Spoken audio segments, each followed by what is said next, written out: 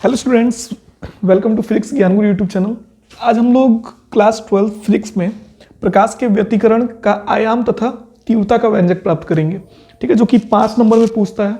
ठीक, चलिए फिर शुरू करते हैं। देखिए, हमारे पास दो प्रकाशिक तरंगे हैं जिनकी तीव्रता है क्रमशः y1 equal to a sine omega t.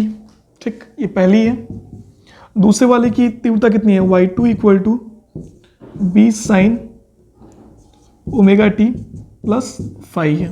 ठीक, हमारे पास दो प्रकाशिक तरंगे हैं जिनकी के विस्थापन का समीकरण क्या है? y1 equal to a sine omega t और y2 equal to b sine omega t plus five है। ठीक, इससे पहले हम लोग प्रकाश के व्यतिकरण को समझते हैं। प्रकाश का व्यतिकरण क्या है? तो प्रकाश का व्यतिकरण जब दो समान आवृत्ति एवं आयाम की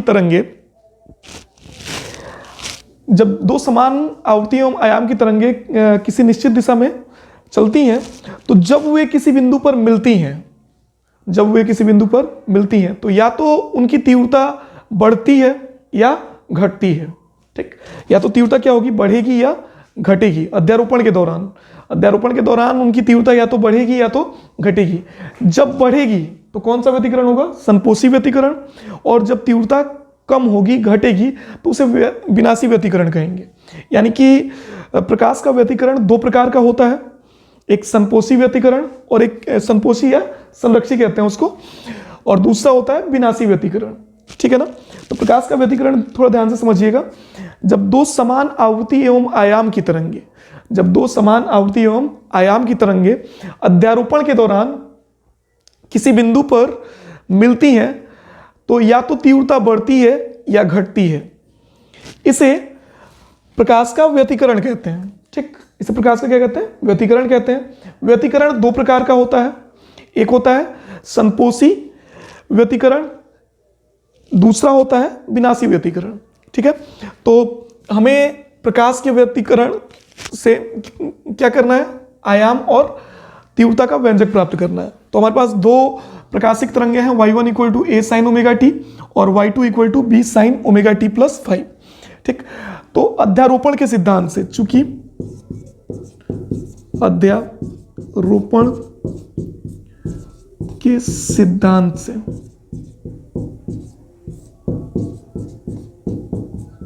अध्यारोपण के सिद्धांत से y इक्वल टू हो जाएगा y1 plus y2।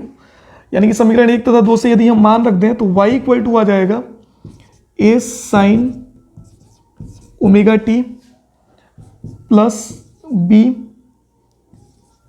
Sign omega t plus five. ठीक है, अब थोड़ा ध्यान देना, इसको हम साइन a प्लस बी के फॉर्मूला से खोल सकते हैं। तो साइन a प्लस बी का फॉर्मूला क्या होता है? चूंकि sine a plus B equal to क्या होता है? Sine a cos b plus cos a sine b, ये फॉर्मूला होता है।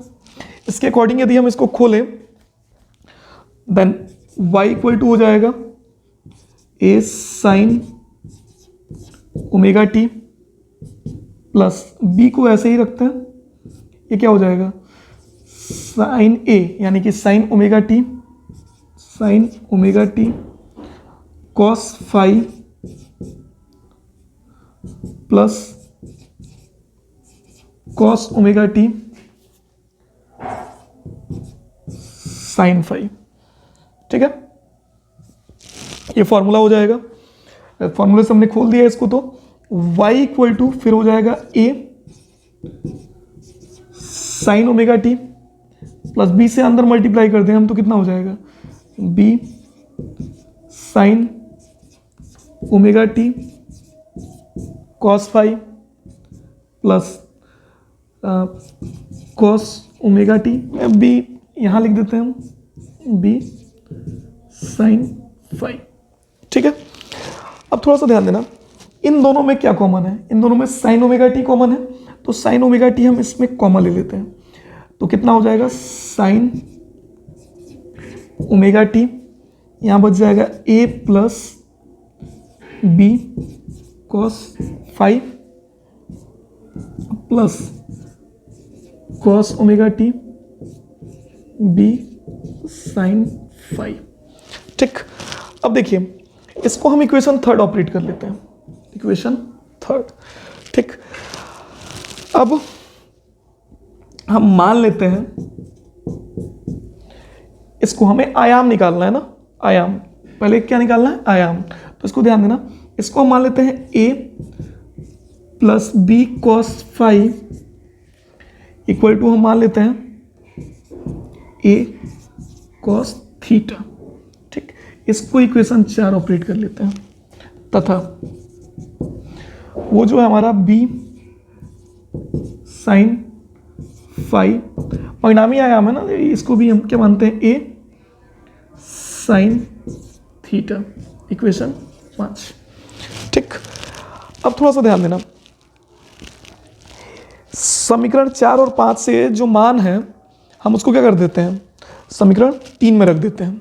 ठीक, समीकरण 4 और 5 से जो मान हमारे हैं उसको समीकरण 3 में रखने पर या इसी को हम लिख सकते हैं। ठीक, या इसी को हम क्या लिख सकते हैं, देखिए समीकरण 3, 4 तथा 5 से, समीकरण 3, 4 तथा 5 से स्टेप बाय स्टेप ध्यान दीजिएगा।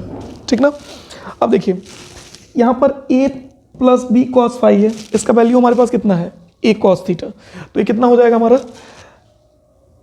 y इक्वल टू हो जाएगा a sine omega t cos theta, a sine omega t cos theta plus, अब यहाँ देखिए कॉस ओमेगा टी है।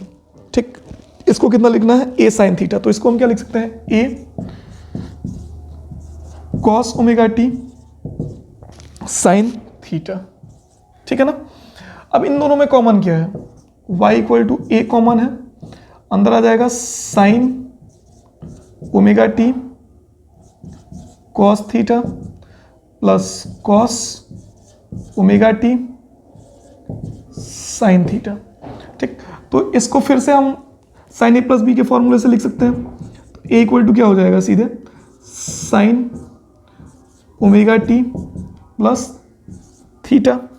ठीक, ये हमारा विस्थापन का, परिणामी विस्थापन का समीकरण हो गया।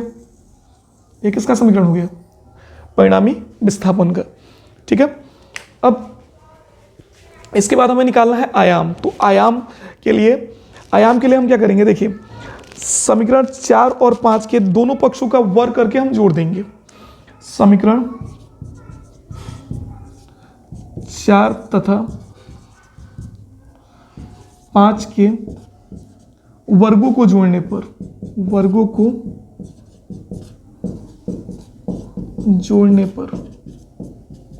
ठीक, तो इनके वर्गों को हम क्या करते हैं, जोड़ते हैं।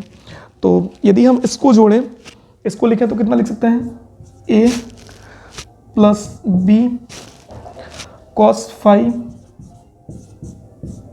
का होल स्क्वायर, ठीक, plus B sine theta, sine theta है, साइन फाइव है, साइन फाइव का होल स्क्वायर बराबर इधर ये हो जाएगा A square cos square theta plus A square sine square theta. ठीक, अब इसको ए प्लस बी के होल स्क्वायर से खोल दिया जाए तो कितना हो जाएगा, A square plus B square cos square phi plus 2ab cos five.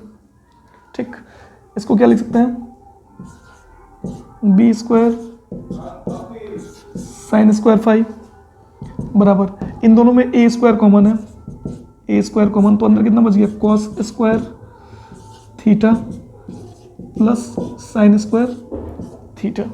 ठीक है ना, अब इसके बाद ध्यान देना इन दोनों में बी स्क्वायर कॉमन है।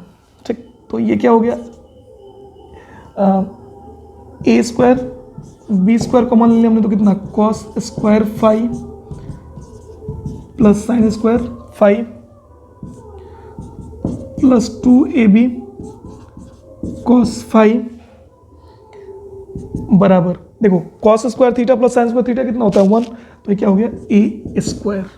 ठीक है, यहीं लिख देते हैं हम, बराबर में कितना हो जाएगा ए स्क्वायर। ठीक है, और यहाँ भी सेम, ये कितना हो जाएगा 1, तो ए स्क्वायर बराबर हमारे पास कितना हो गया A square plus B square plus 2ab cos phi. A equal to कितना हो जाएगा under root A square plus B square plus 2ab cos phi. देखिए ये हो गया हमारा आयाम का समीकरण। किसका समीकरण हो गया आयाम का। तो आप इतना नोट कीजिए, फिर इसके बाद हम लोग तीव्रता का समीकरण देखते हैं।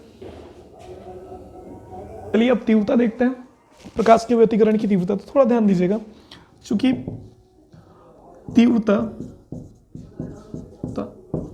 आयाम के वर्ग के समानुपाती होती है, वर्ग के आयाम के वर्ग के समानुपाती होती है। ठीक ना, अतः I is proportional to A square, यानी I इक्वल टू क्या हो जाएगा के ए स्क्वायर। ठीक, ये हो जाएगा आपका। अब देखिए यदि हम बोलें अतः, तब यदि व्यतिकारी तरंगों की तीव्रताएं, देखो पहले नहीं, यहां से बोला जाए I इक्वल टू के A square, A square equal A square की जगह पर कितना है बोलो तो ए स्क्वायर का वैल्यू, देखो ए स्क्वायर का वैल्यू वही रूट हट जाएगा ना ए स्क्वायर जब आएगा तो कितना हो जाएगा, या सीधे ऐसे रख करके स्क्वायर कर लेते हैं हम लोग उसका, कितना A square plus B square plus 2ab cos phi का क्या होल स्क्वायर से क्या हो जाएगा रूट कट जाएगा, तो I इक्वल टू कितना हो जाएगा K A square plus K B square plus 2kab cos five हो जाएगा। ठीक ना, अब देखिए I इक्वल टू यदि वैल्यू रखें, इसका वैल्यू कितना हो जाएगा, ये पहले वाले का आयाम हुआ तो ये कितना हो जाएगा I1 का स्क्वायर, I1 प्लस I कितना हो जाएगा I2 प्लस 2 रूट के अंदर क्या हो जाएगा I1 I2 कॉस फाइव। तो ये हमारी परिणामी तीव्रता हो जाएगी। हर बात समझ में, तो आप इसको नोट कर सकते हो। यदि मेरे YouTube चैनल को अभी तक आपने सब्सक्राइब नहीं किया तो प्लीज़ सब्सक्राइब करें, शेयर करें और लाइक ज़रूर करें, क्योंकि हम ऐसे ही वीडियो आप लोगों के लिए लाते रहेंगे।